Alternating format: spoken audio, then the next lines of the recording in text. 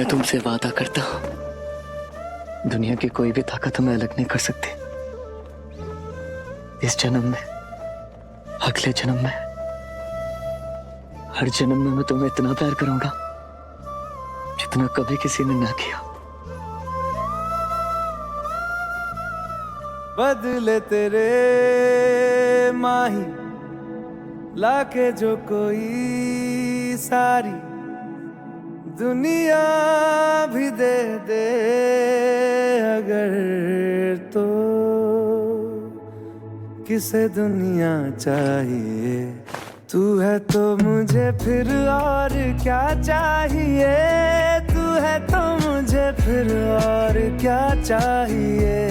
किसी की ना मदद ना दुआ चाहिए, तू है तो मुझे फिर और क्या चाहिए। तू ही रे, तू ही रे, तू ही रे, नीरी है तू ही रे, तू ही रे, तू ही रे, नीरी है तू मेरी, मैं हूँ तेरा रांझा। तू ही रे, तू ही रे, तू ही रे, नीरी है तू ही रे, तू ही रे, तू ही रे, नीरी है तू मेरी, मैं हूँ तेरा रांझा। बदले तेरे माही है तू ही रे, लाके जो कोई सारी, मैं हूँ तेरा रांझा। दुनिया भी दे दे अगर, तो किसे दुनिया चाहिए। मैं हूँ तेरा रांझा, किसे दुनिया चाहिए। दिव्या, दिव्या,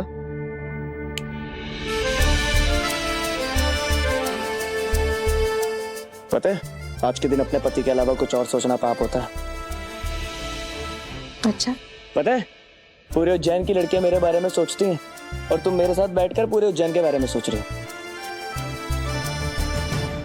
नहीं प्रेम, ऐसी कौन सी चिंता है जो हमारे प्यार पर ग्रहण लगा रही है? प्रेम, प्रेम हम बस ये सोच रहे थे कि इतने सालों तक दादाजी को हमारे घर में कैद करके रखा, चाहे वो तपस्या हो या कर्ण मोहिनी हो, पर ये कोई छोटी बात नहीं है। हमारे घर में कैद करके रखना मतलब ये किसी अकेले इंसान का काम नहीं है। जरूर उनकी मदद किसी ना किसी ने की होगी, बस उसी बारे में सोच रहे थे। दिव्या, अब तपस्या जा चुकी है, अब प्लीज तुम इन सब बातों को सोचना बंद कर दो।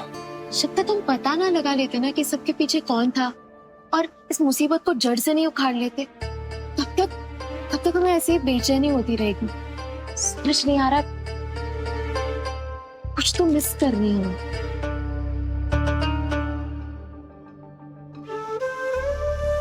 मैं जानता हूँ कि मैंने एक स्वर्ण मोहिनी से शादी की है, पर आज दिव्या और प्रेम के बीच मैं स्वर्ण मोहिनी को भी नहीं आने दूंगा।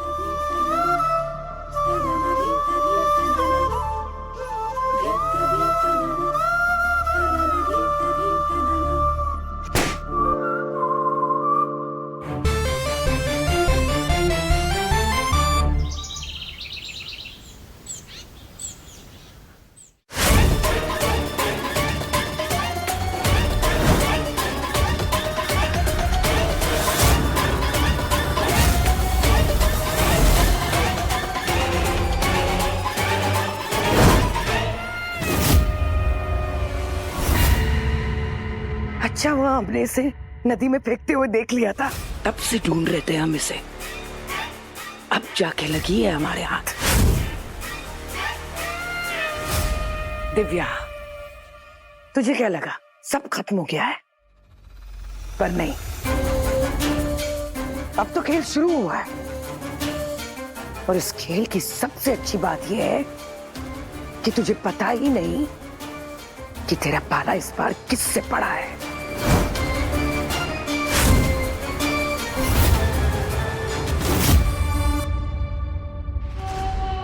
आप चिंता मत कीजिए नई रानी कर्णमोहिनी, हम आपको दिव्या की इस कैद से मुक्त करेंगे। तो फिर से वापस आएगी तपस्या और हम दोनों साथ में इस दुनिया की और इस घर की तकदीर ही बदल देंगे।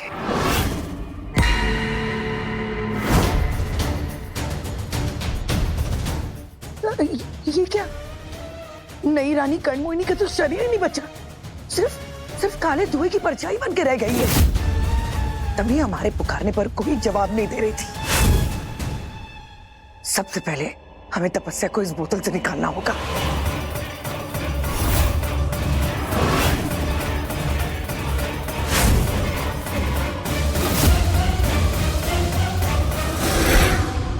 लगता है तपस्या को इस बात का एहसास है कि कोई उसकी मदद कर रहा है, और जो रानी कर्णमोहिनी की मदद करे, रानी कर्णमोहिनी उसकी झोली जरूर भर देती है।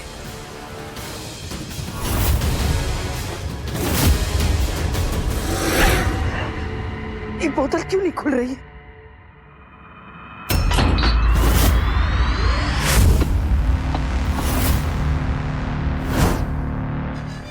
ना ये बोतल खुल रही है ना टूट रही है। अब करें तो क्या करें हम? कैसे मुक्त करें तपस्या को यहाँ से? अगर वो इस बोतल से बाहर नहीं निकली तो फिर उसे ना तो वो नया शरीर मिलेगा और ना ही हमें वो सब कुछ जो हम चाहते हैं। पर क्या करें हम? क्या तोड़ है दिव्या की इस दिव्य शक्ति का?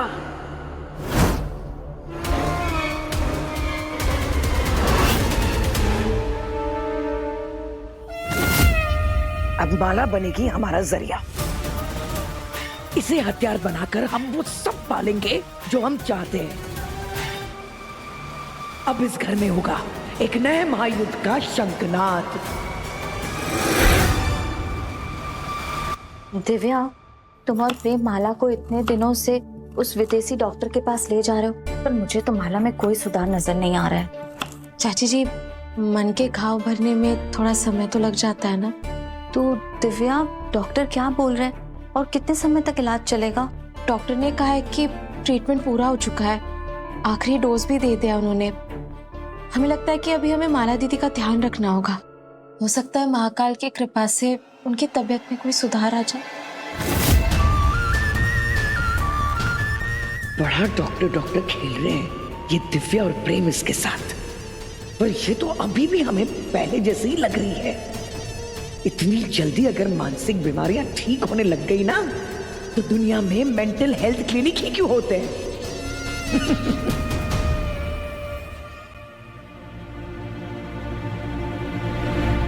एक कम दिमाग लड़की को बहलाना फुसलाने के बाद बड़ी आसानी से तपस्या को उसका शरीर धारण करवा सकते हैं हम।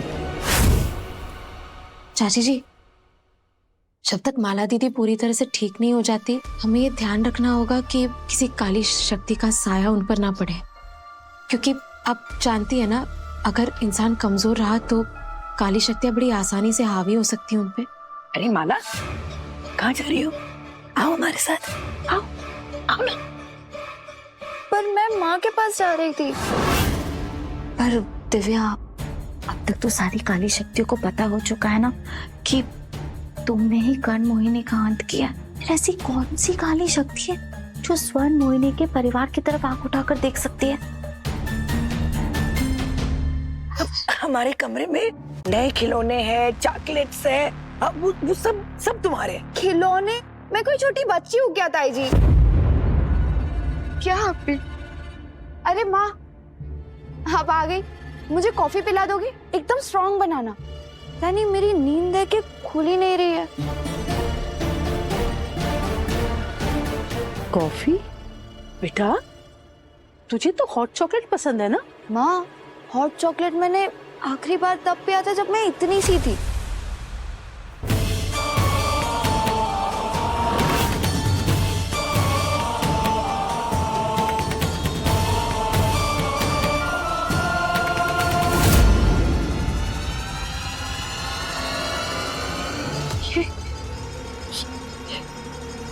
ये मुझे हुआ क्या है?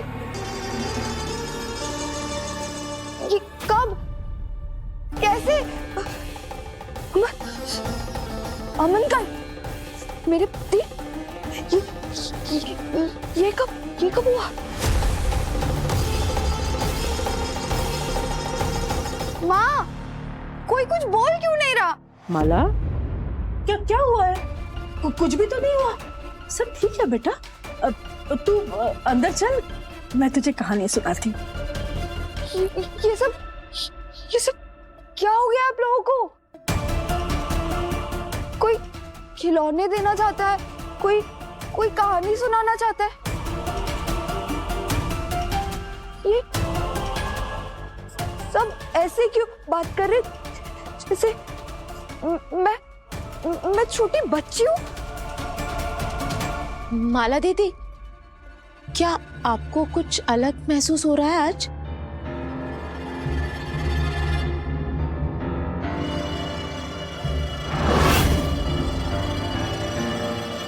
अब तुम कौन हो?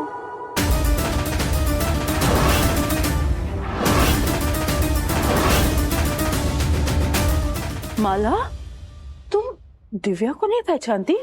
माँ, जब मैं इनसे पहली बार मिली हूँ तो मैंने कैसे जानूंगी?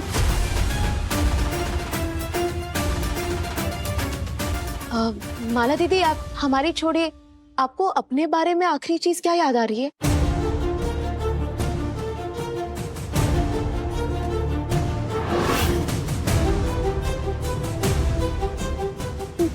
मैं यहाँ कब आई? मैं अमन, मेरे पति, मैं उन्हें ढूंढ रही थी। वो कार एक्सीडेंट, मेरे सर पे चोट लगी थी और फिर मैं बेहोश हो गई और जब मेरी आंखें खुली तो मैं यहाँ थी। माला, तुम ठीक हो गई। माला को होश आएगा। हम बहुत खुश है माला, हम बहुत खुश है कि तुम ठीक हो गई।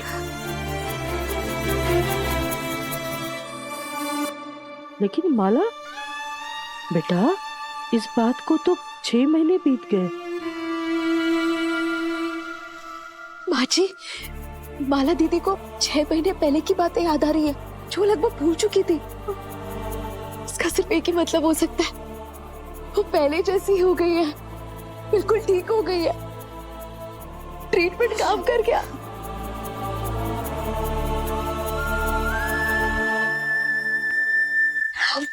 चाहिए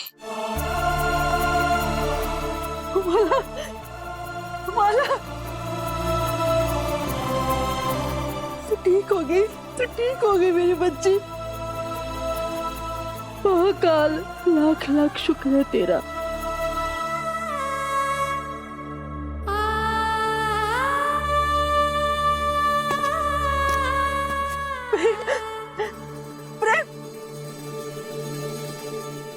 बेटा, तेरी माला दीदी पूरी तरह से ठीक हो गई।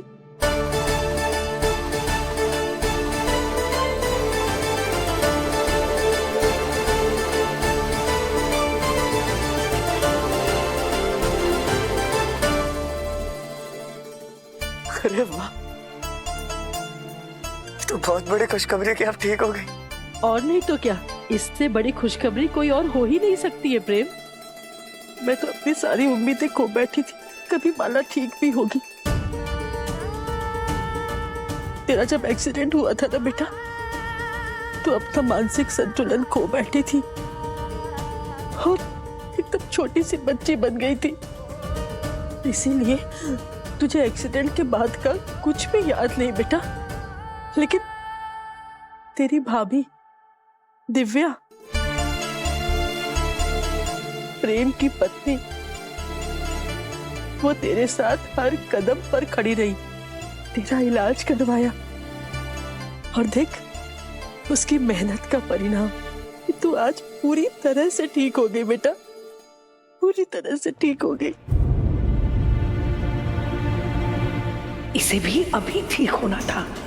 अब तपस्या को नया शरीर कैसे दिलाएंगे हम?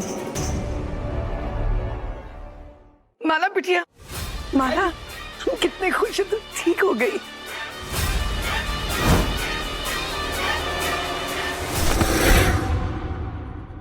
पिछले 6 महीनों में क्या हुआ है मुझे कुछ नहीं पता। मतलब ये मेरा और अमन का बच्चा है। अमन वो कहाँ है? सुनिए, चमत्कार हो गया, हमारी माला बिटिया एकदम ठीक हो गई है।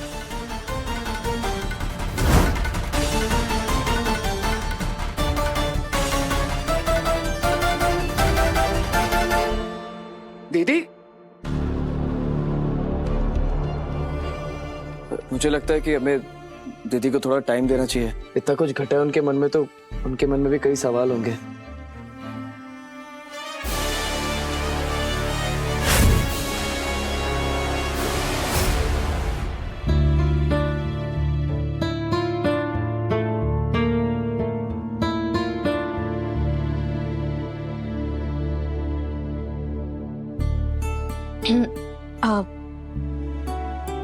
वो आपके लिए चाय लेकर आए हैं।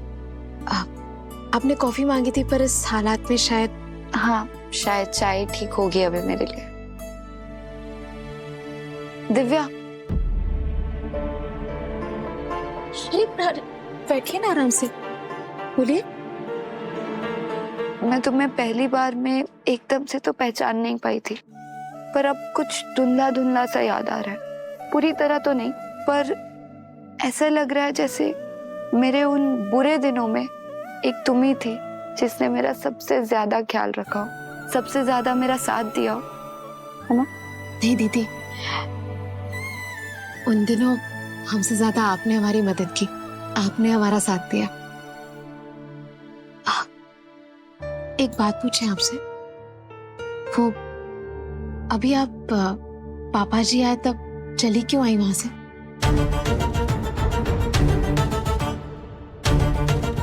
देखो दिव्या, मुझे नहीं पता तुम्हें मेरे बारे में, मेरे यहाँ आने से पहले की जिंदगी के बारे में कितना पता है,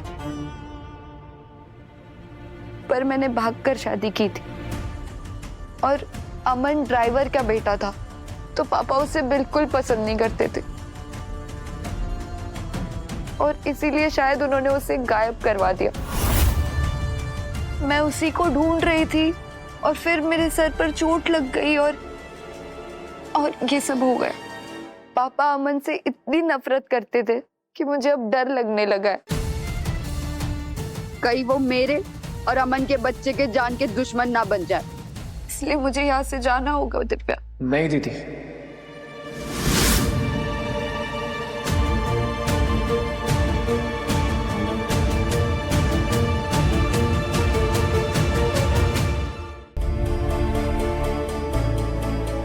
इतनी मुश्किलों के बाद आप ठीक हुई,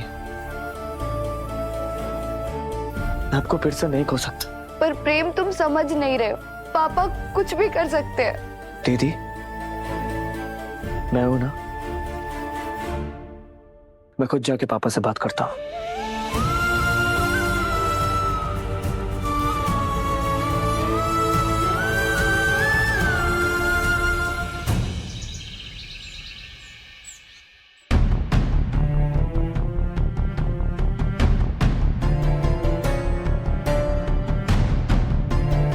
पापा, पिछले कुछ महीने में हमारे परिवार के साथ जो हुआ वो किसी बुरे हादसे से कम नहीं था। आपकी अपनी बेटी इतने बड़े सदमे से गुजर रही है। आपका बेटा हैवान बन गया था, मरते मरते बचा। पर पापा, इतना कुछ हो जाने के बाद भी महाकाल की कृपा से सब कुछ ठीक हो गया, तो क्या आप अब भी माला दीदी को इस घर से जाने देंगे?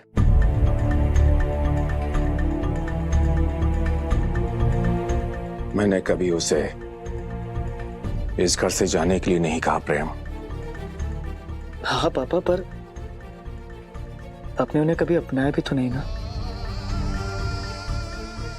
कभी उन्हें पिता का प्यार ही नहीं दिया।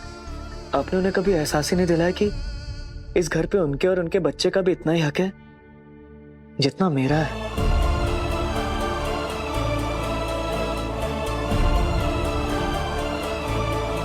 चाहते क्या हो तुम? क्या करूं मैं? पापा जी,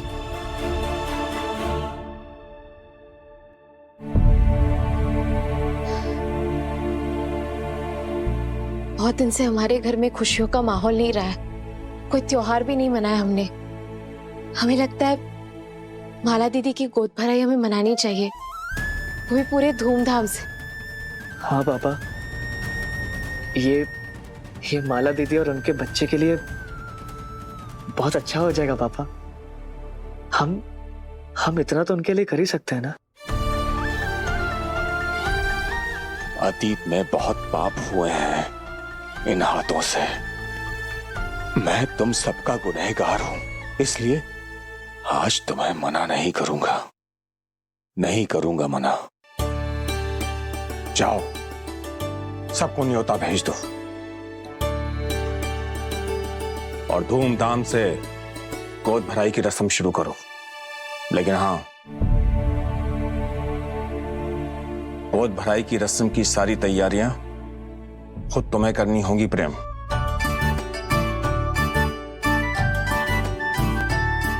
बिल्कुल पापा, थैंक यू।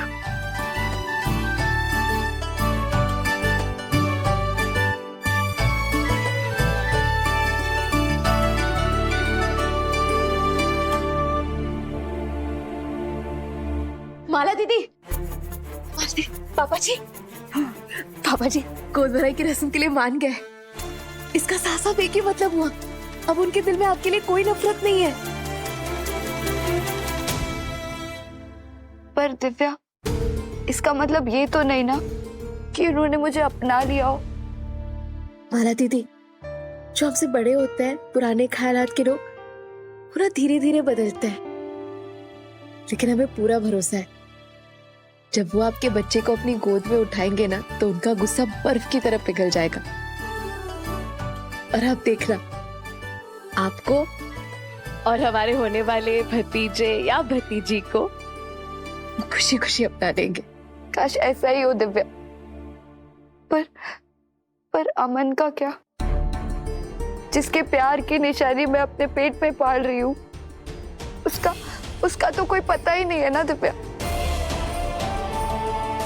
पता नहीं पापा ने उसे जिंदा भी छोड़ा है या नहीं नहीं नहीं नहीं, पता नहीं मैं कभी उससे मिल भी पाऊंगी या नहीं दिव्या। माला दीदी, आप जीजा जी से जरूर मिलेंगे, हमें पूरा भरोसा है। पापा जी सख्त जरूर है, लेकिन वो इतने बुरे नहीं है कि। दीदी, हम आपसे वादा करते हैं, हम जीजा जी को जरूर ढूंढ लेंगे। वो जहाँ कहीं भी हो, हम उनको आपके पास ले आएंगे। सच्ची? आपके पास उनकी कोई फोटो है? हाँ है। नहीं नहीं, आप बैठिए, हम ले आते हैं। आप बताइए हमें। नहीं, मैं लेकर आऊंगी, तुम बैठो।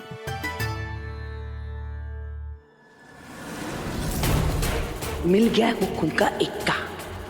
ये माला अभी अभी मानसिक बीमारी से बाहर आई है कि अभी कोई और सदमा नहीं झेल पाएगी है, और बस इसी का फायदा उठाना है हमें।